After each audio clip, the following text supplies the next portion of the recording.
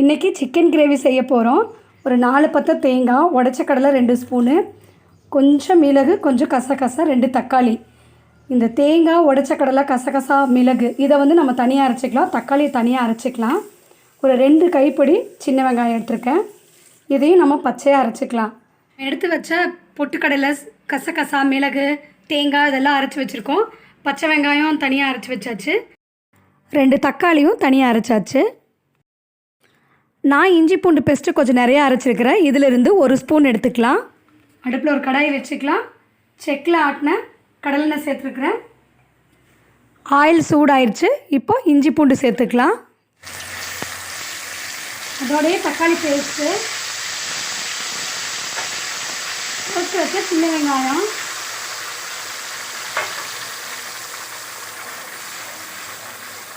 நான் சொல்லியிருக்கிற இந்த அளவுகள் எல்லாம் 1/2 கிலோ சிக்கனுக்கு தேவையான அளவு.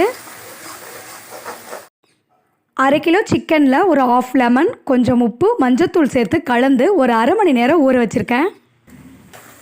இந்த இஞ்சி பூண்டு, பச்சை வெங்காயம், தக்காளி பேஸ்டெல்லாம் சேர்த்துட்டு ஒரு 2 நிமிஷம் நல்லா வதங்கினதுக்கு பிறகு நம்ம கலந்து வச்சுருக்கிற இந்த சிக்கனை சேர்த்துக்கலாம். கொஞ்சம் உப்பு சேர்த்துக்கலாம். நான் ஏற்கனவே சிக்கனில் கொஞ்சம் உப்பு சேர்த்துருந்தேன். இந்த பேஸ்ட்டுக்கு மட்டும் கொஞ்சமாக உப்பு சேர்த்துக்கலாம். இது வந்து எனக்கு ஒரு சமையல்கார அம்மா சொல்லி கொடுத்தாங்க. இது நல்லா கலந்து விட்டுருக்கோம். இப்போ தட்டு போட்டு மூடி வச்சுக்கலாம். ஒரு 5 நிமிஷம் மீடியம் ஃப்ளேமில் இருக்கட்டும். ஒரு 5 நிமிஷம் ஆயிடுச்சு.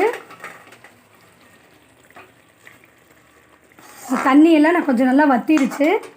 ஒரு 2 ஸ்பூன் சிக்கன் தூள், 2 ஸ்பூன் மல்லித்தூள், காரத்துக்கு தகுந்த மாதிரி மிளகாத்தூள் சேர்த்துட்டு கலந்துக்கலாம்.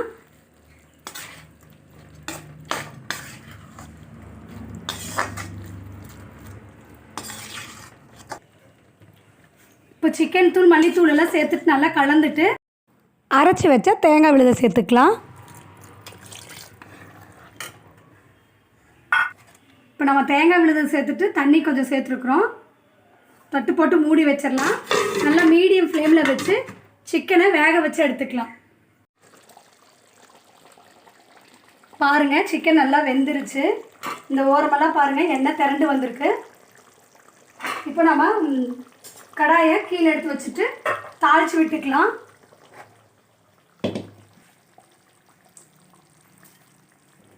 கொஞ்சமாக ஆயில் சேர்த்துட்டு, கடுகு சேர்த்துட்டு, கருவேப்பிலை சேர்த்துக்கலாம். கொத்தமல்லி இலை தூவிக்கலாம். சாப்பிடும்போது இதை கலந்து விட்டுட்டு சாப்பிட்டா ரொம்ப டேஸ்ட்டாக இருக்கும். புதுசாக இப்போ தான் என்னோடய வீடியோ பார்க்குறீங்கன்னா கீழே இருக்கிற ரெட் கலர் சப்ஸ்கிரைப் பட்டனை கிளிக் பண்ணிவிடுங்க. லைக் பண்ணுங்கள், ஷேர் பண்ணுங்கள். தேங்க்யூ.